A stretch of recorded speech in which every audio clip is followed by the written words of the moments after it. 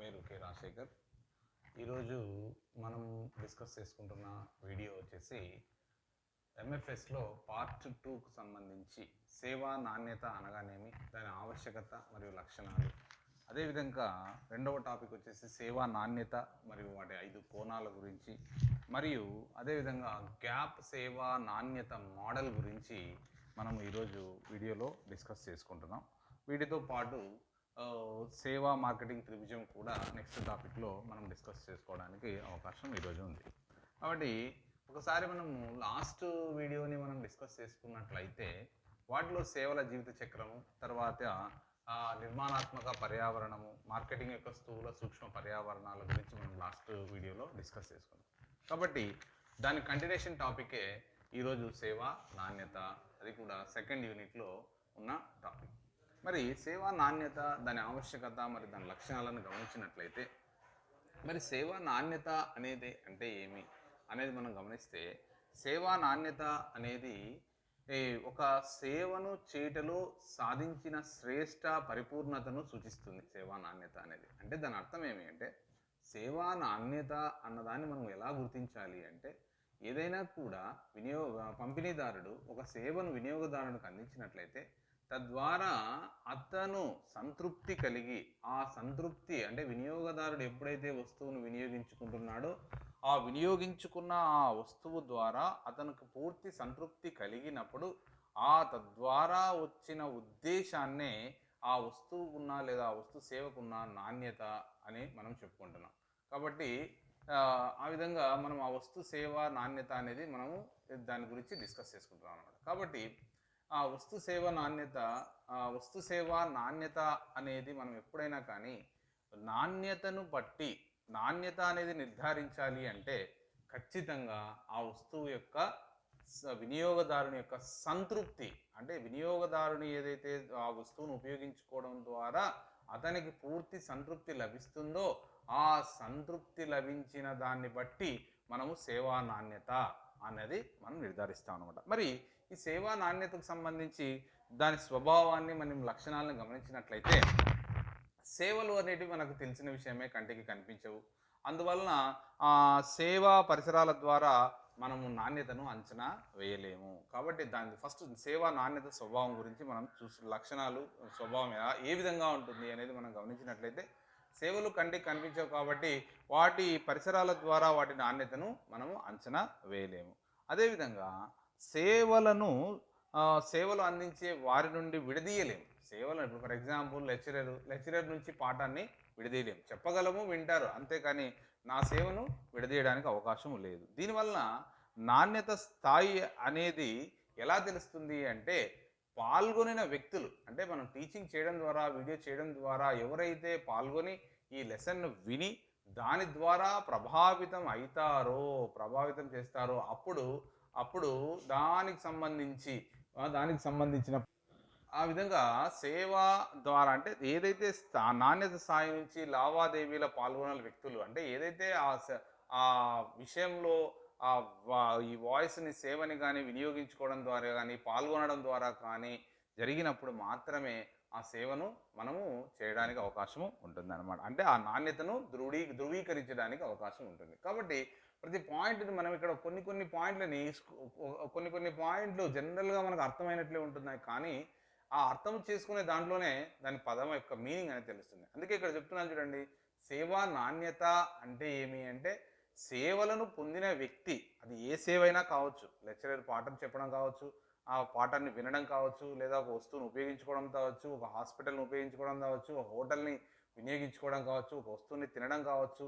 ఇలాగ ఏ రకమైన సేవ పొందిన తర్వాత వినియోగదారుడు తనకు సంతృప్తి కలిగినట్లయితే ఆ సంతృప్తి ద్వారా ఏర్పడిన ఆ విషయాన్ని తెలియజేసినట్లయితే దాన్నే సేవా నాణ్యత అని అంటాం అన్నమాట. అదేవిధంగా సేవలు వైవిధ్యమైన స్వభావాన్ని కలిగి ఉంటాయి. ఒక సేవకు మరొక సేవకు పోలిక ఉండదు. కాబట్టి సేవలను ఎప్పుడు కూడా పోల్చడానికి అవకాశం ఉండదు. దానికి ఉదాహరణ మనం ఇంతకుముందు క్లాస్లో కూడా చెప్పుకున్నాము. డాక్టర్లు అందరికీ ట్రీట్మెంట్ ఒకే రకంగా చెయ్యరు. ఎందుకు అంటే ఒక్కొక్క ఆ రోగి స్వభావాన్ని బట్టి, తన ఆలోచన సరళిని బట్టి తన సేవను ఇస్తూ ఉంటాడు. కాబట్టి అక్కడ వైవిధ్యం అనేది ఉంటుంది. అందరూ డాక్టర్లే, కానీ ఒక్కొక్క డాక్టర్ ఒక రకమైన సేవను అందిస్తూ ఉంటాడు. దాన్ని బట్టి మనము వైవిధ్యము గల సేవలుగా మనం గుర్తిస్తున్నాం. అదేవిధంగా వినియోగదారులు ఇంకో కొన్ని లక్షణాలని, స్వభావాన్ని మనం గమనించినట్లయితే, వినియోగదారుల డిమాండ్ని చేరుకోలేకపోతే సేవ నాణ్యత అనేది వృద్ధి చెందదు. ఎప్పుడైతే వినియోగదారుల డిమాండ్ ఎంతైతే ఉంటుందో ఆ డిమాండ్ని మనం వాళ్ళకి రీచ్ కాలేదనుకో, ఆటోమేటిక్గా మనకు ఆ సేవా నాణ్యత గురించి తెలియడానికి అవకాశమే లేదు. ఇవి సేవల యొక్క లక్షణాలు, స్వభావాలు. అదేవిధంగా మరి సేవా నాణ్యతను ఏ విధంగా నిర్ణయిస్తాం సార్ అనేది మనం గమనించినట్లయితే, సేవా నాణ్యత అనేది కొన్ని అంశాల ఆధారంగా నిర్ణయించబడుతుంది. ఏమేమి ఆ అంశాలు అంటే, సేవకు సంబంధించిన లక్షణాలు, ఆ లక్షణాలను బట్టి దాని నాణ్యతను నిర్ణయించవచ్చు. అదేవిధంగా వినియోగదారుని యొక్క అవసరాలు సంతృప్తి పరచడం, వినియోగదారునికి ఏదైతే అవసరాలు ఉన్నాయో పంపిణీదారుడు కానీ అమ్మకందారుడు కానీ వాటిని పంపిణీదారుడు కావచ్చు, అమ్మకందారుడు కావచ్చు, లేదా ఇతర ఏదైనా సేవా సంస్థ కావచ్చు, ఆ సంస్థలు సంతృప్తి పరచినప్పుడు మాత్రమే, సంతృప్తి పరచడం ద్వారా సేవా నాణ్యతను మనము గమనించవచ్చు. అదేవిధంగా సేవ యొక్క ఉత్పత్తి మరియు పంపిణీ ఆధారంగా కూడా సేవా నాణ్యతను మనం నిర్ణయించడానికి అవకాశం ఉంటుంది. ఈ విధంగా సేవల యొక్క రూపకల్పనలో సేవా నాణ్యత అనేది ప్రాథమికంగా చాలా ప్రాముఖ్యతను కలిగి ఉంటుందమ్మా. కాబట్టి సేవా సంస్థలు వాటి నాణ్యతను అందించాలన్న ఉద్దేశంతో సేవలను అందించినప్పుడే ఆ సేవల ఆధారంగానే సేవల నాణ్యత అనేది మనకు తెలియజేస్తుంది. కాబట్టి ఎప్పుడైతే ఒక వినియోగదారుని యొక్క డిమాండ్ని, వినియోగదారు యొక్క కోరికను, వినియోగదారు యొక్క అవసరాలను బట్టి పంపిణీదారుడు కావచ్చు, సేవా సంస్థలు కావచ్చు, వారి అవసరాలను వారిని సంతృప్తి పరిచినట్లయితేనే సేవా నాణ్యత తద్వారా మనం తెలుసుకోవడానికి అవకాశము ఉంటుందన్నమాట. కాబట్టి ప్రతి ప్రదేశంలో పోటీదారులు ఉంటారు. పోటీదారులు ఉన్నప్పుడే మనకు సేవా నాణ్యత అనేది ప్రతిష్టాత్మకంగా మనకు తెలుసుకోవడానికి అవకాశం ఉంటుందన్నమాట. కాబట్టి సేవా నాణ్యత తెలుసుకోవడానికి ముఖ్యమైన దారి ఏది అంటే, సేవా సంస్థలు డిమాండ్కు తగ్గట్టు, వినియోగదారుని యొక్క డిమాండ్కు తగ్గట్టు వాళ్ళ అవసరాలను తీర్చి వారిని సంతృప్తి పరిచినప్పుడే మీరు లేదా సేవా సంస్థలు అందించే సేవల యొక్క నాణ్యత అనేది ఇక్కడ బహిర్గతం అవుతుందన్నమాట. ఇది ఈరోజు మనము డిస్కస్ చేసుకుంటున్న ఫస్ట్ టాపిక్ సేవా నాణ్యత మరియు దాని లక్షణాలు, దాని స్వభావం మరియు నిర్ణయాలు. సేవా నాణ్యత 5 కోణాల గురించి డిస్కస్ చేస్తున్నాం. నెక్స్ట్ టాపిక్ సేవా నాణ్యత అనేది జనరల్గా మనం ఇంతకుముందే చెప్పుకున్నాము. సేవలను వినియోగదారుడు సంతృప్తి ద్వారా తెలియచేసినట్లయితే దానికి సేవా నాణ్యత ఉంది అనేది మనం నిర్ధారణ చేసుకున్నాం. మరి ఈ సేవా నాణ్యతను నిర్ణయించుకోవడానికి సేవా సంస్థలకి ఒక 5 కోణాల ద్వారా సేవా నాణ్యతను ఏ విధంగా మనం అభివృద్ధి చేసుకోవచ్చు, సేవా నాణ్యతను ఏ విధంగా తెలుసుకోవచ్చు అన్నది మనము ఇక్కడ ఈ టాపిక్ ద్వారా తెలియజేసుకుంటాం. మరి సేవా నాణ్యతకు 5 కోణాలు ఉంటున్నాయి. ఆ 5 కోణాల్లో మొట్టమొదటి కోణం విశ్వనీయత, రెండవది అంగీకారం, మూడవది హామీ, నాలుగవది కల్పనా శక్తి, ఐదవది స్పర్శనీయత.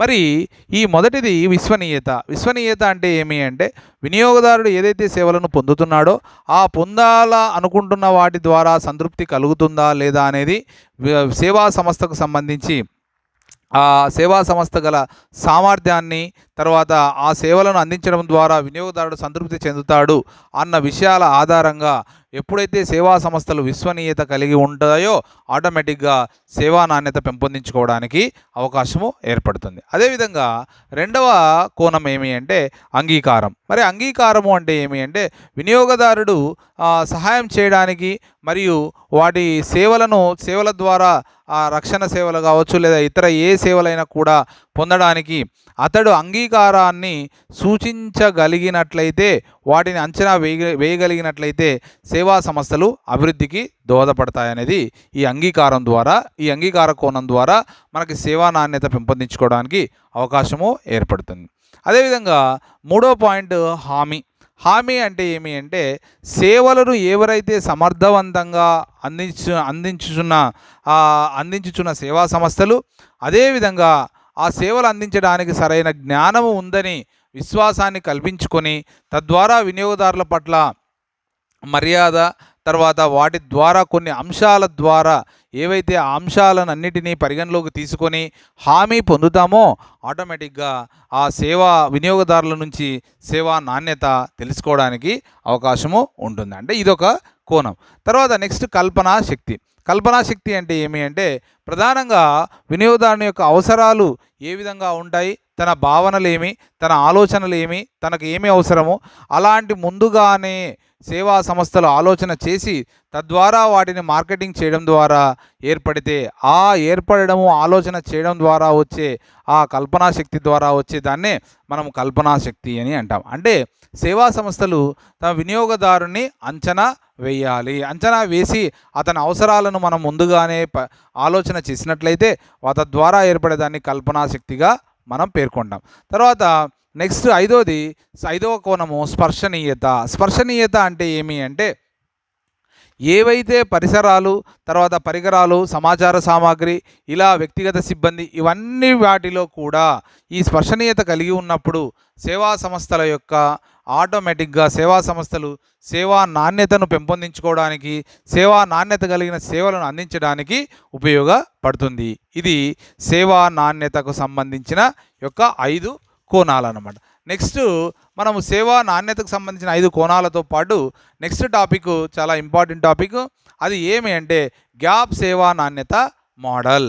గ్యాప్ సేవా నాణ్యత మోడల్ ఇది 10 మార్క్స్ క్వశ్చన్, ఇది ఇంపార్టెంట్ క్వశ్చన్. మరి గ్యాప్ సేవా నాణ్యత మోడల్ గురించి మనం డిస్కస్ చేసినట్లయితే ఈ గ్యాప్ సేవా నాణ్యత మోడల్ని మనకి మార్కెటింగ్ ఆఫ్ ఫైనాన్షియల్ సర్వీసెస్లో జెర్రీ అండ్ జెక్లమ్ అనే ఆర్థికవేత్తలు ఈ గ్యాప్ సేవా నాణ్యత మోడల్ను ఇవ్వడం జరిగింది. మరి దీని ద్వారా మనకి ఏం తెలుస్తుంది సార్ అని మనం గమనించినట్లయితే ఈ గ్యాప్ సేవ అంటే ఏమి అంటే సేవా నాణ్యతకు సంబంధించి వినియోగదారుని అంచనా మరియు సంస్థ ద్వారా చేయబడిన పంపిణీ మధ్య గల వ్యత్యాసాన్నే, అంటే ఇక్కడ బాగా వినాలి మీరు, సేవా నాణ్యతకు సంబంధించి వినియోగదారుని అంచనా మరియు సంస్థ ద్వారా చేయబడిన పంపిణీకి మధ్య గల వ్యత్యాసాన్నే ఆ సేవ యొక్క గ్యాప్గా భావిస్తారనమాట. మరి ఈ గ్యాప్ ఏ విధంగా ఉంటుంది, ఈ గ్యాప్ మోడల్ అని ఈ జెర్రీ అనేవాళ్ళు ఇవ్వడం జరిగింది. మరి గ్యాప్ మోడల్ 5 రకాల, ముఖ్యంగా 5 రకాల గ్యాప్ మోడల్ని ఇవ్వడం జరిగింది. గ్యాప్ మోడల్ అంటే ఏం లేదమ్మా, సేవా నాణ్యతను పెంచుకోవడానికి ఏర్పడిన ఏవైనా అంతరాలు ఉన్నట్లయితే ఆ అంతరాలను ఫుల్ఫిల్ చేసుకోవడానికి ఇచ్చే సమాచారమే, లేదంటే ఇచ్చిన ప్రత్యేక అంశాలే ఈ గ్యాప్ మోడల్ మనకి చెప్తుందన్నమాట. మరి ఈ గ్యాప్ మోడల్లో ఏమేం పాయింట్లు ఉన్నాయి అనేది మనం గమనించినట్లయితే ముఖ్యంగా జ్ఞాన గ్యాప్ అని, మొదటిది జ్ఞాన గ్యాప్, రెండవది ప్రామాణిక గ్యాప్, మూడోది పంపిణీ గ్యాప్, నాలుగోది కమ్యూనికేషన్ గ్యాప్, ఐదోది సేవా గ్యాప్. ఈ 5 రకాల గ్యాప్ల ద్వారా ఈ గ్యాప్లను ఎప్పుడైతే ఫుల్ఫిల్ చేసుకుంటామో ఆటోమేటిక్గా సేవా నాణ్యతను పెంపొందించుకోవడానికి అవకాశం అనేది దొరుకుతుంది సేవా సంస్థలకి.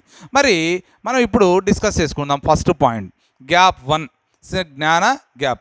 మరి జ్ఞాన గ్యాప్ అంటే ఏమి, దానికి ఆ గ్యాప్ ఏర్పడడానికి గల కారణాలు ఏమి అనేది మనం గమనించినట్లయితే జ్ఞాన గ్యాప్ అంటే ఏమి లేదు, ఇక్కడ వినియోగదారుని అంచనా వేయడానికి నిర్వాహకులు ఊహించిన దానికి గల మధ్య వ్యత్యాసం, వినియోగదారుని అంచనా వీళ్ళు ఊహించిండేది రెండు ఏ విధంగా ఉన్నాయో మధ్య గల వ్యత్యాసాన్ని మనం ఆ వ్యత్యాసాన్ని వ్యక్తపరచడమే ఇక్కడ ఆ జ్ఞాన గ్యాప్ అని మనం అంటాం. మరి జ్ఞాన గ్యాప్కి అంటే వినియోగదారుని ఏ విధంగా అంచనా వేయాలి, సేవా సంస్థ ఏ విధంగా ఆలోచించింది, ఈ రెండిటి మధ్య ఉన్న వ్యత్యాసాన్ని జ్ఞాన గ్యాపు అని అంటాం అన్నమాట. మరి జ్ఞాన గ్యాపు ఏర్పడడానికి గల కారణాలు ఏమి అంటే ముఖ్యంగా సేవా సంస్థలు ముఖ్యంగా పరిశోధన చేయకోకుండా ఉండడం అంటే మార్కెటింగ్కి పరిశోధన చేయకోకుండా వస్తు సేవలని మార్కెటింగ్ చేసుకోవచ్చు, ఎటువంటి పరిశోధన చేయకోకుండా అని నిర్ణయాలకు వచ్చి మార్కెటింగ్ చేయడం ద్వారా కలిగే నష్టాలు. తర్వాత స్థాయి కమ్యూనికేషన్ అంటే పై స్థాయిలో కమ్యూనికేషన్ లోపించడం, ఈ విధంగా కొన్ని కారణాల ద్వారా మనకి ఈ జ్ఞాన గ్యాప్ అనేది ఏర్పడుతుంది. అదేవిధంగా రెండవ అంశాన్ని మనం గమనించినట్లయితే ప్రామాణిక గ్యాప్ అంటే ఏమి అంటే వినియోగదారుల అంచనాలపైన నిర్వాహకులకు అవగాహన మరియు సేవల నాణ్యత గుర్తింపులో కలిగిన ఏవైనా రూపంలో ఉన్న మాధ్యమంలోకి మార్చడానికి ఏర్పడిన వాటినే మనము ప్రామాణిక గ్యాప్ అని అంటాం. ప్రామాణిక గ్యాప్ వినియోగదారుల యొక్క అంచనాలపైన నిర్వాహకుల అవగాహన యొక్క సేవల నాణ్యత ద్వారా అవగాహన ద్వారా సేవల నాణ్యతను గుర్తించి వాటికి కలిగిన రూపమే వాటి మధ్య గల వ్యత్యాసాన్నే ప్రామాణిక గ్యాప్ అని అంటాం. మరి ప్రామాణిక గ్యాప్ ఏర్పడడానికి గల కారణాలను మనం గమనించినట్లయితే సేవా డిజైను సమర్థవంతంగా లేకపోవడం ద్వారా ఈ ప్రామాణిక గ్యాప్ అనేది వస్తుందన్నమాట. అదేవిధంగా వినియోగదారు నుంచే నిర్వహించబడిన సేవ ప్రమాణాలు సరిగ్గా లేకపోయినా కూడా సేవా నాణ్యతను గుర్తించడానికి అవకాశము ఉండదు. తద్వారా ఏర్పడే గ్యాప్నే ప్రామాణిక గ్యాప్ అని అంటాం. మరి భౌతిక ఆధారాలు తగిన స్థాయిలో లేకపోవడం ద్వారా కూడా ఏర్పడే గ్యాపు ఈ ప్రామాణిక గ్యాపు అని మనం చెప్పవచ్చు. అదేవిధంగా ఈ ప్రామాణిక గ్యాప్లో ముఖ్యంగా వినియోగదారుని యొక్క సంతృప్తి, సేవల ద్వారా పొందిన సంతృప్తి, వాటిని తెలియచేయడానికి లేదా అంచనా వేయడానికి సరైన అవగాహన నిర్వాహకులకు కలిగి ఉన్నప్పుడే ఈ గ్యాప్ని మనం ఫుల్ఫిల్ చేసుకోవాల్సి ఉంటుందన్నమాట. ఆ విధంగా ఏర్పడిన ఆ వ్యత్యాసమే అంటే అంచనాలకు అవగాహనకు గల మధ్య వ్యత్యాసాన్నే ప్రామాణిక గ్యాప్గా మనం ఇక్కడ చెప్పుకుంటున్నాం. అదేవిధంగా నెక్స్ట్ గ్యాప్ వచ్చేసి మూడవ గ్యాప్ పంపిణీ గ్యాప్. మరి పంపిణీ గ్యాప్ ఏంటి అంటే సేవా నాణ్యత వివరాలు మరియు నిర్వాహకులు పంపించిన పంపిణీకి సంబంధించిన వివరాల మధ్య గల తేడాను పంపిణీ గ్యాప్ అని అంటామన్నమాట. అంటే ఏ నిర్వాహకులు ఎవరి వినియోగదారులకి ఎంత మోతాదులో సేవలను పంపిణీ చేశారు, వాటి వివరాలను సేకరించుకోకుండా ఏర్పడే గ్యాప్ని మనం పంపిణీ గ్యాప్ అని అంటాం. అదేవిధంగా ఈ పంపిణీ గ్యాప్ కొన్ని కారణాలు మనం గమనించినట్లయితే ముఖ్యమైన కారణాలు అంతర్గతంగా మానవ వనరుల విధానాలు సరిగ్గా లేకపోవడం, విధానాలు సరిగ్గా లేకపోవడం, మరియు సరఫరా డిమాండ్లను సరిపోల్చడంలో వైఫల్యాలు, తర్వాత సేవా మధ్యవర్తుల ద్వారా వచ్చే సమస్యలు, అదేవిధంగా వినియోగదారుల వారి పాత్రలను నెరవేర్చలేకపోవడం వల్ల ఏర్పడే గ్యాప్నే ఈ పంపిణీ గ్యాప్గా మనం తెలియజేసుకుంటున్నాం. అదేవిధంగా నెక్స్ట్ గ్యాప్ వచ్చేసి గ్యాప్ 4 ఏమి అంటే కమ్యూనికేషన్ గ్యాప్. మరి కమ్యూనికేషన్ గ్యాప్ అంటే ఏమి అంటే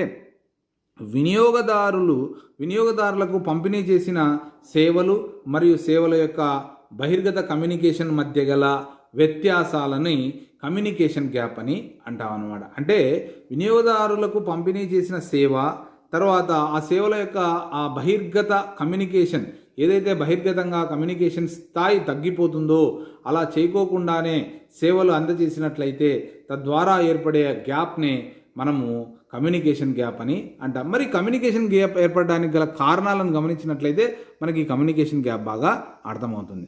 మార్కెటింగ్లో కమ్యూనికేషన్ ద్వారా అనుసంధానం చేయలేకపోవడం ద్వారా, అదేవిధంగా నిర్వాహకుల యొక్క అంచనాలు తగిన స్థాయిలో నిర్వహణ లేకపోవడం ద్వారా, అతిగా వాగ్దానాలను చేయడం ద్వారా, ఆ సమాంతర కమ్యూనికేషన్ సమర్థవంతంగా లేకపోవడం ద్వారా ఈ కమ్యూనికేషన్ గ్యాప్ అనేది ఏర్పడుతుంది సేవల మార్కెటింగ్లో. అదేవిధంగా చివరిది సేవా గ్యాప్. ప్రామాణిక గ్యాప్ నుండి కమ్యూనికేషన్ గ్యాప్ వరకు ఉన్న అన్ని వ్యత్యాసాలన్నిటినీ ఈ సేవా గ్యాప్ కింద మనం చర్చించుకుంటూ ఉంటాం. మరి ఈ సేవా గ్యాప్ గల కారణాలు ఏమి అంటే మనం పైన చెప్పిన ప్రామాణిక గ్యాప్లో చెప్పిన కారణాలు, తర్వాత పంపిణీ గ్యాప్లో చెప్పుకున్న కారణాలు, తర్వాత కమ్యూనికేషన్ గ్యాప్లో చెప్పుకున్న కారణాలు, ఇవన్నీ లోపించడం ద్వారా ఏర్పడే గ్యాప్నే సేవా గ్యాప్ అని అంటాం. దీనిని మనము గ్యాప్ మోడల్ అంటే గ్యాప్ సేవా నాణ్యత మోడల్గా మనము వివరణ ఇస్తున్నాం అనమాట. కాబట్టి ఇవన్నీ కూడా ఇది ఇంపార్టెంట్ క్వశ్చన్ కాబట్టి 1-2 సార్లు ఈ గ్యాప్ సేవా నాణ్యత మోడల్ని మనం ఒకసారి బాగా వినినట్లయితే మనకు ఇది ఉపయోగపడుతుంది అనేది నా ఆలోచన. Thank you. నెక్స్ట్ టాపిక్ వచ్చేసి సేవా మార్కెటింగ్ త్రిభుజం. సేవా మార్కెటింగ్ త్రిభుజం గురించి మనం ఇప్పుడు ఈ టాపిక్ డిస్కస్ చేసుకుంటాం. ఈ సేవా మార్కెటింగ్ త్రిభుజము అంటే ఏమి అంటే సేవా మార్కెటింగ్ త్రిభుజంలో అకార్డింగ్ టు ఫిలిప్ కొట్లర్ అనే ఆర్థికవేత్త ప్రకారం అతను సేవా మార్కెటింగ్ త్రిభుజాలకు సంబంధించి 3 కోణాల ఆధారంగా అతను సేవా మార్కెటింగ్ని వివరించడం జరిగింది. కాబట్టి దాన్ని ఏమి అంటే ఒకటి బహిర్గత మార్కెటింగ్, అంతర్గత మార్కెటింగ్, తర్వాత సమూహ మార్కెటింగ్ అని ఈ 3 కోణాల ద్వారా సేవా మార్కెటింగ్ త్రిభుజాన్ని వివరించడం జరిగింది. మరి బహిర్గత మార్కెటింగ్ అంటే ఏమి? మొదటి కోణంలో మనం గమనించినట్లయితే మొదటిది బహిర్గత మార్కెట్. బహిర్గత మార్కెట్ అంటే ఏమి అంటే అంతర్గతంగా కాకుండా సేవా సంస్థల యొక్క అంతర్గతంగా కాకుండా ఆ సేవా మార్కెటింగ్ సంబంధించిన సేవలను బహిర్గత మార్కెట్లో అంటే ఈ మార్కెట్లో మార్కెట్దారులు వినియోగదారులతో ప్రత్యక్షంగా వ్యవహరిస్తారనమాట. ఈ బహిర్గత మార్కెట్లో ముఖ్యమైన అంశం ఏమి అంటే బహిర్గత మార్కెట్లో మార్కెట్దారులు ప్రత్యక్షంగా వినియోగదారులతో ప్రతి సేవల గురించి, సేవా సంతృప్తి గురించి, సేవా నాణ్యత గురించి, తర్వాత ఆ వస్తువుల యొక్క డిమాండ్ గురించి, ఆ వస్తు సేవల యొక్క డిమాండ్ గురించి, తన వినియోగదారుల యొక్క అవసరాలను అన్నిటినీ అర్థం చేసుకొని ప్రత్యక్షంగా వహించినప్పుడు అలాంటి వ్యవస్థను, అలాంటి మార్కెటింగ్ను బహిర్గత మార్కెటింగ్ అని అంటాం. మరి ఈ బహిర్గత మార్కెటింగ్ ద్వారా ఏం ఉపయోగము అంటే మార్కెట్దారులు ప్రత్యక్షంగా వినియోగదారునికి కావలసిన అవసరాలను, కోరికలను, తర్వాత వస్తువులను, వస్తు సేవలను సంతృప్తి పరచడానికి మరియు వాటిని అవగాహన చేసుకొని తద్వారా సేవలను అందించడానికి ఉపయోగపడే మార్కెటింగ్నే బహిర్గత మార్కెటింగ్ అని అంటాం. అందుకే బహిర్గత మార్కెటింగ్ యొక్క మొదటి కోణం ద్వారా మనము ఈ సేవా మార్కెటింగ్ త్రిభుజంలో మొదటి దానిగా మనం ఈ బహిర్గత మార్కెటింగ్ని చెప్పుకుంటున్నాం. రెండవది అంతర్గత మార్కెటింగ్. అంతర్గత మార్కెటింగ్ అంటే ఏమి అంటే విక్రయదారులు ఎవరైతే విక్రయదారులుగా ఉన్నవారికి సంస్థ యొక్క బలాల గురించి, బలహీనతల గురించి మరియు వాటిని తెలుసుకోవడానికి, మరి ఉద్యోగుల సంరక్షణ పెంపొందించేందుకు ఉద్యోగుల మధ్య, మార్కెట్దారుల మధ్య, తర్వాత ఈ విధమైన కార్యాచరణ యజమాని తర్వాత ఉద్యోగికి మధ్య కార్యాచరణ కలిగి అన్ని కార్యకలాపాలను ఆ చర్యలలో భాగంగా, మార్కెటింగ్లో భాగంగా చర్చించినప్పుడు తద్వారా సేవల మార్కెటింగ్ని అభివృద్ధి చేసుకోవడానికి ఈ అంతర్గత మార్కెటింగ్ ఉపయోగపడుతుందన్నమాట. కాబట్టి ఈ ఒక కంపెనీలో ఉద్యోగులందరూ కూడా ఓ ఉద్యోగము మరియు వారి ప్రదర్శన, తర్వాత వారికి అందించే ఇన్సెంటివ్స్ అంటే బహుమతులు ఆ విధంగా యాజమాన్యం కల్పించినట్లయితే ఆటోమేటిక్గా ఉద్యోగులు సంతృప్తి చెంది ఆ సంస్థను అభివృద్ధి పరచడానికి, ఆ సంస్థను సమర్థవంతమైన ఆస్తిగా పరిగణించి వాటి మార్కెట్లో పోటీతత్వాన్ని, ప్రయోజనాన్ని పెంపొందించేందుకు మనకి ఈ ఉద్యోగస్తులు పరోక్షంగా ముఖ్యంగా నిర్వాహకులు, తర్వాత మార్కెట్దారులు, తర్వాత యాజమాన్యము, తర్వాత ఉద్యోగస్తులు అంతర్గతంగా అభివృద్ధి చెందినప్పుడే, అంతర్గతంగా అన్ని అంశాలను కూలంకుషంగా చర్చించుకున్నప్పుడే సేవా మార్కెటింగ్ని అభివృద్ధి చేయడానికి అవకాశం ఏర్పడుతుంది. అందుకే ఇది ముఖ్యంగా అంతర్గత మార్కెట్ అనేది చాలా ముఖ్యమైనదిగా మనం పేర్కొనవచ్చు. మూడోది సమూహ మార్కెటింగ్. మరి సమూహ మార్కెటింగ్ అంటే ఏమి అంటే సాధారణంగా ఎవరికైతే వినియోగదారులు వస్తు సేవల పట్ల ఆర్థిక స్థాయిలో సంతృప్తి చెందితే ఆ బ్రాండ్కి సంబంధించిన వినియోగదారులు మారరన్నమాట. అలా మారకోకుండా ఒకే నాణ్యత కలిగిన వస్తువులను అధిక మొత్తంలో, ఎక్కువ మోతాదులో వినియోగదారులు కొనడానికి అవకాశము ఉంటుంది. అలా అవకాశం కలిగించినప్పుడే దాన్ని సమూహ మార్కెటింగ్గా మనం చెప్పుకుంటాం. అంటే దాని అర్థం ఏమి అంటే వినియోగదారులు లేదా యాజమాన్యము అధిక మొత్తాదులో నాణ్యత కలిగిన వస్తువులను మార్కెట్లోకి ప్రవేశపెట్టి అవి నాణ్యత కలిగిన వస్తువులుగా వినియోగదారుల చేత పరిగణించబడితే ఆ వస్తువుల యొక్క డిమాండ్ ద్వారా అధిక మంది కొనుగోలు చేసినట్లయితే దాన్ని సమూహ మార్కెటింగ్ అని అంటాం అన్నమాట. ఈ విధంగా ఈ సమూహ మార్కెటింగ్లో అత్యధికంగా వినియోగదారులు, అదేవిధంగా విక్రయదారులు కలిగి ఉంటారు. దీని ద్వారా ఏం ఏర్పడుతుంది అంటే వ్యాపారం అభివృద్ధితో పాటు అదేవిధంగా అనేక సంస్థకు అవరోధాలు కొన్ని తొలగిపోయి అవగాహన కలిగి సంస్థ యొక్క లక్ష్యాల సాధనకు ఈ సమూహ మార్కెటింగ్ అనేది ఉపయోగపడుతుంది. దీన్ని మనము ఏమంటున్నాము అంటే సేవా మార్కెటింగ్ యొక్క త్రిభుజము అని అంటున్నాం. కాబట్టి మళ్ళీ ఒక్కసారి గమనించినట్లయితే సేవా మార్కెటింగ్ త్రిభుజంలో 3 కోణాలు ఉంటాయి. 1 బహిర్గత మార్కెటింగ్, 2 అంతర్గత మార్కెటింగ్, 3 సమూహ మార్కెటింగ్. బహిర్గత మార్కెటింగ్లో వ్యాపారస్తులు మరియు వినియోగదారులు ప్రత్యక్ష సంబంధాలను కలిగి ఉంటారు. అదేవిధంగా తద్వారా వినియోగదారుల యొక్క అవసరాలను తీర్చి సంతృప్తి కలిగి సేవల నాణ్యతను, సేవల మార్కెటింగ్ని అభివృద్ధి చేసుకోవడానికి బహిర్గత మార్కెట్ ఉపయోగపడుతుంది. మరియు అంతర్గత మార్కెట్ అంటే ఏమి అంటే వినియోగదారులు కాకుండా ఉద్యోగస్తులు యాజమాన్యము మధ్య మంచి సంబంధాలు కలిగి యాజమాన్యం వారిని ప్రోత్సహించినట్లయితే అంతర్గత మార్కెట్లో అంతర్గతంగా అభివృద్ధి చేసుకొని తద్వారా ఉద్యోగులను సంతృప్తిపరచడం ద్వారా సేవా మార్కెటింగ్ని అభివృద్ధి పరచుకోవడానికి అవకాశం ఉంటుంది. మరి థర్డ్ పాయింట్, సమూహ మార్కెటింగ్లో వినియోగదారుల యొక్క వస్తు సేవల నాణ్యతను తెలియజేస్తే ఆటోమేటిక్గా ఆ వస్తువులకు డిమాండ్ పెరిగి ఆ వస్తువుల ద్వారా అధిక మంది ప్రేరణ కలిగి సమూహంగా ఏర్పడడం, తద్వారా అధిక వస్తువులను కొనుగోలు చేయడానికి ఈ సమూహ మార్కెటింగ్ ఉపయోగపడుతుంది. ఇది నాణ్యత అంటే ఇక్కడ సేవా మార్కెటింగ్ యొక్క త్రిభుజం అన్నమాట. నెక్స్ట్ టాపిక్ ఏమి అంటే సేవల యొక్క భౌతిక పర్యావరణం గురించి మనం డిస్కస్ చేసుకుందాం. మరి భౌతిక పర్యావరణం ఇప్పుడే మనం అంతర్గత బహిర్గత మార్కెటింగ్ గురించి చెప్పుకున్నాం. అదేవిధంగా భౌతిక పర్యావరణం అంటే ఏమి అంటే సేవలు సాధారణంగా మనకు కంటికి కనిపించవు అన్న సంగతి మనకు బాగా తెలుసు. మరి భౌతిక పర్యావరణము అనేది ఇక్కడ ఏమి ఏర్పడుతుంది అంటే సేవలను పంపిణీ చేసే ప్రదేశం. మరి ఇక్కడ సంస్థ యొక్క వినియోగదారులు ఒకరికొకరు అనుసంధానం కారన్నమాట. కానీ విశ్వసనీయమైన సేవలు ఏవైతే ఉంటాయో వాటిని కమ్యూనికేట్ చేయడానికి ఈ భౌతిక పర్యావరణం చాలా ముఖ్య పాత్ర పోషిస్తుందన్నమాట. కాబట్టి ఈ సేవల యొక్క భౌతిక పర్యావరణంలో వివిధ రంగులు, సంగీతం, ఇలా కొన్ని రంగాలకు సంబంధించిన వాటిని మనం ఈ భౌతిక పర్యావరణంలో తీసుకుంటున్నాం. వాటి ద్వారా వినియోగదారుల్లో ప్రోత్సాహాన్ని కలిగించడం జరుగుతుందన్నమాట. అంటే సాధారణంగా మనం చూసినట్లయితే ఏదైనా మనం ఒక సర్కస్ వెళ్ళాలి అనుకుంటాం. అక్కడ బయట కొన్ని చిత్రాలను చూసి ఆ చిత్రాల ద్వారా ప్రేరేపించబడి ఆ సర్కస్ను చూడడానికి పోవడానికి, ఆ సర్కస్ యొక్క సేవను పొందడానికి, వాటి ద్వారా సంతృప్తి చేసుకోవడానికి, మన కోరికను సంతృప్తి పరచుకోవడానికి మనం లోపలికి వెళ్తాం. లేకపోతే బయట చూసి బయట నుంచే రాలేమన్నమాట. అంటే ఇక్కడ చూడండి, అక్కడ ఉన్న రంగులు కావచ్చు, బొమ్మలు కావచ్చు, వాటి ద్వారా వినియోగదారుల్లో ప్రేరణ కలిగించడాన్నే, వినియోగదారులు అవి తీర్చుకోవాలన్న ఆశ కలిగించడమే ఈ భౌతిక పర్యావరణం యొక్క ముఖ్యమైన లక్షణం అన్నమాట.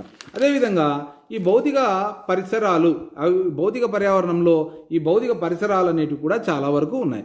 మరి ఈ భౌతిక పరిసరాల్లో మనం కొన్ని షాపులను కానీ లేదంటే కొన్ని వస్తువులను కానీ బయట నుంచి చూసి తద్వారా అడ్వర్టైజ్మెంట్స్ ద్వారా కావచ్చు, లేదంటే బొమ్మల ద్వారా కావచ్చు, లేదా పేపర్ల ద్వారా కావచ్చు, ఆ రంగు పేపర్ల ద్వారా కావచ్చు, ఇలా రకరకాలుగా వినియోగదారుడు ప్రేరణ కలిగి ఆ పరిసరాలను అర్థం చేసుకొని వెంటనే వాటిని కొనడానికో లేదా అలంకరించుకోవడానికో లేదంటే చూడడానికో మనము ఈ విధంగా ఇష్టపడుతూ ఉంటాం. కాబట్టి ఈ భౌతిక పరిసరాలు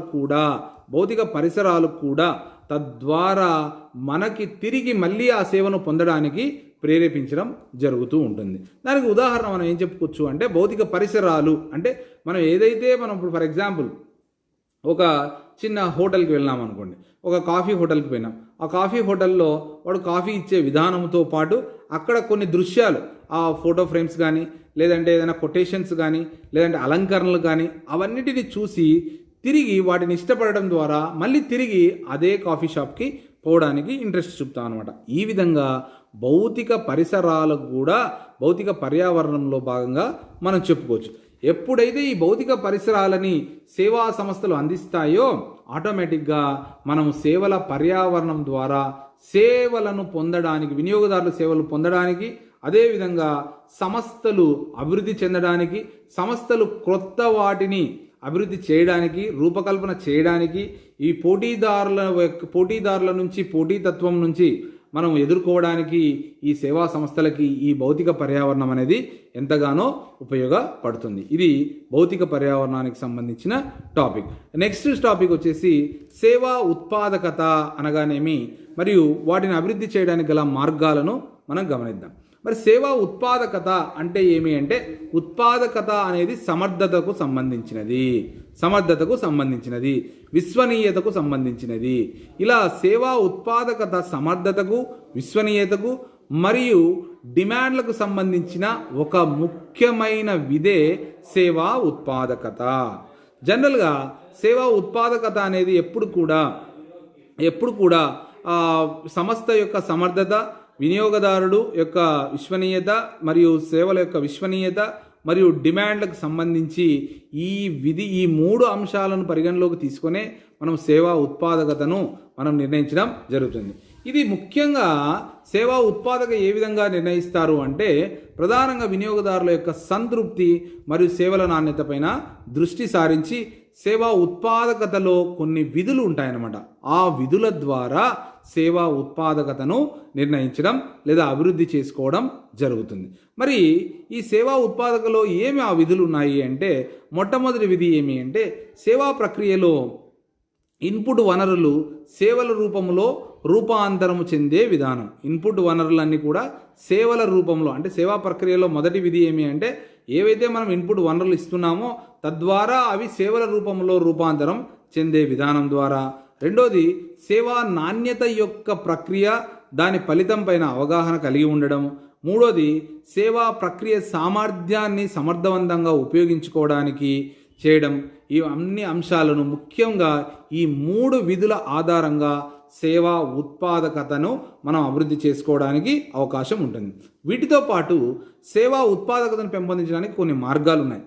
ఆ మార్గాలు అంటే ఒకటి సిబ్బంది అభివృద్ధి, సాంకేతిక అభివృద్ధి, సేవల స్థాయిని తగ్గించడం, సేవల స్థానంలో ఉత్పత్తులను భర్తీ చేయడం, కొత్త సేవల పరిచయం చేయడం, వినియోగదారు నుంచి అనుసంధానం కలిగి ఉండడం, సరఫరా మరియు డిమాండ్ల మధ్య వ్యత్యాసాన్ని తొలగించడం. ఈ సేవా ఉత్పాదకను పెంపొందించడానికి ఉన్న మార్గాలు ఇవి. అంటే ముఖ్యంగా ఈ సేవలు అభివృద్ధి చెందాలి, సేవా ఉత్పాదకతను పెంచాలి అంటే సిబ్బందిని అభివృద్ధి పరచాలి. సేవల పంపిణీలో మిడి ఉన్న ముఖ్యమైన ప్రస్తుతము సిబ్బంది. కొత్త సిబ్బంది ఎవరైనా ఉన్నట్లయితే వారికి అవగాహన కలిగించి ఉత్పాదకతను పెంచే ఉద్దేశంతో జ్ఞానాన్ని, నైపుణ్యాన్ని వాళ్ళకి కలుగజేసినప్పుడు సిబ్బంది అభివృద్ధి చెందుతారు. సిబ్బంది అభివృద్ధి చెందినప్పుడు ఆటోమేటిక్గా తద్వారా ప్రేరణ కలిగి సంస్థను అభివృద్ధి చేయడానికి అవకాశం ఉంటుంది. ఇది మొదటి పాయింట్. రెండోది సాంకేతిక అభివృద్ధి. సాంకేతిక అభివృద్ధి ద్వారా కూడా సేవా ఉత్పాదకతను పెంచడానికి అవకాశం ఉంటుంది. సంస్థల పంపిణీతో పాటు వస్తువులను తయారు చేయడం కావచ్చు, లేదా వస్తు సేవలను అందించడం కావచ్చు. ఈ విధమైన అన్ని కార్యకలాపాలను సాంకేతికంగా సంస్థ అభివృద్ధి కలిగించినట్లయితే ఆటోమేటిక్గా సేవా ఉత్పాదకత పెరగడానికి అవకాశం ఉంటుంది. తర్వాత మూడోది సేవల స్థాయిలను తగ్గించడం. సేవల స్థాయిలను తగ్గించడం అంటే దాని అర్థం ఏమిటంటే సేవా పరిమాణాన్ని తగ్గించడం ద్వారా సేవా పరిమాణాన్ని ఎక్కువ మోతాదులో కాకుండా అవసరమైన మేరకు సేవా పరిమాణాన్ని ఇస్తూ పోతే సేవా ఉత్పాదకత అనేది అధిక స్థాయిలో పెరగడానికి అవకాశం ఉంటుంది. కానీ అలా కాకోకుండా కొన్ని సంస్థలు సేవా పరిమాణాన్ని ఎక్కువగా చేసేస్తే సేవా ఉత్పాదకత అనేది తక్కువగా రావడానికి అవకాశము ఉంటుంది.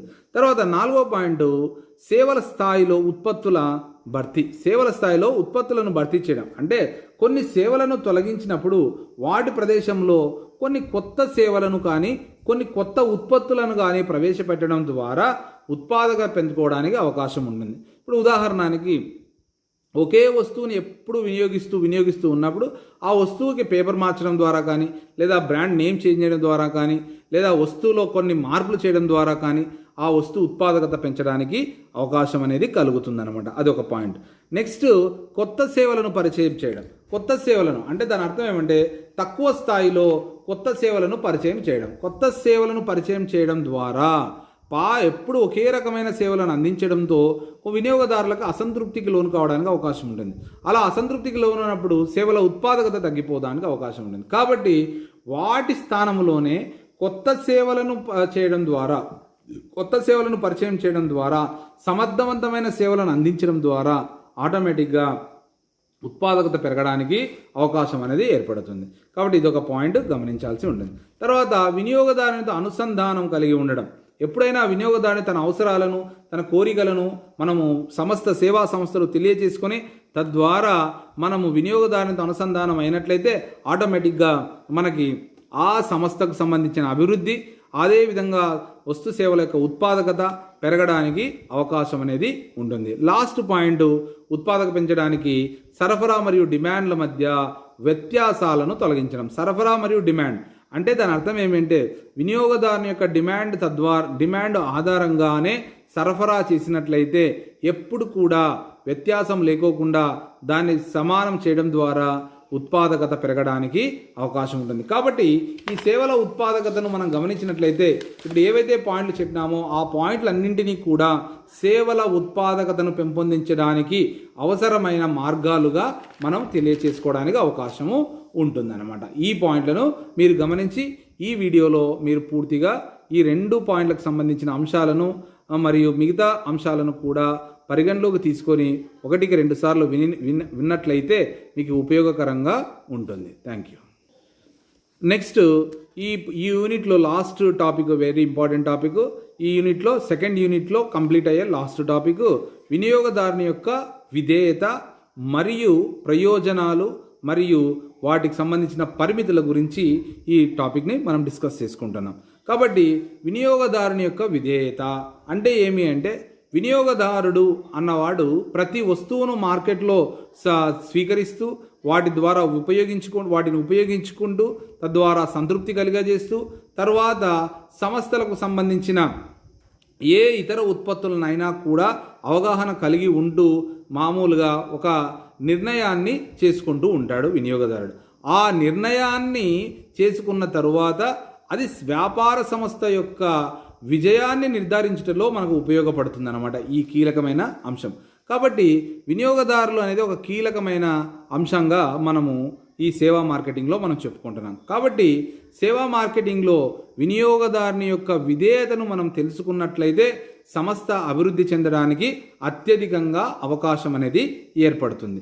మరియు ఈ వినియోగదారుని యొక్క విధేయత కార్యక్రమాల ద్వారా కంపెనీలు కొన్ని అంశాలను పరిగణలోకి తీసుకొని జనరల్గా వినియోగదారుని యొక్క విధేయతను అంచనా వేసి తద్వారా కొన్ని ప్రయోజనాలను పొందడానికి అవకాశము ఉంటుందన్నమాట. మళ్ళీ ఆ వినియోగదారుని యొక్క విధేయత ప్రయోజనాలను గమనించినట్లయితే కొన్ని పాయింట్లు ఉన్నాయమ్మా.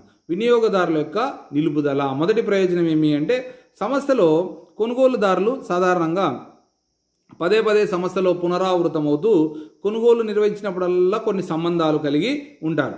వీళ్ళని దీర్ఘకాలం కొనసాగించాలి అంటే వినియోగదారులను ఎక్కువ రోజులు మనం ఒక వస్తువుని కొనాలి, మన సంస్థకు వాళ్ళు అనుసంధానం కలిగి ఉండాలి అంటే వాళ్ళకు కొన్ని బహుమతులను కేటాయించినట్లయితే ఆ వస్తువులను కొనడం ద్వారా మీకు కొన్ని బహుమతులను కేటాయిస్తాము అందజేసినట్లయితే వారు మన సేవా సంస్థతో ఆ విధేయత కలిగి ఉండడానికి అవకాశము ఉంటుందన్నమాట.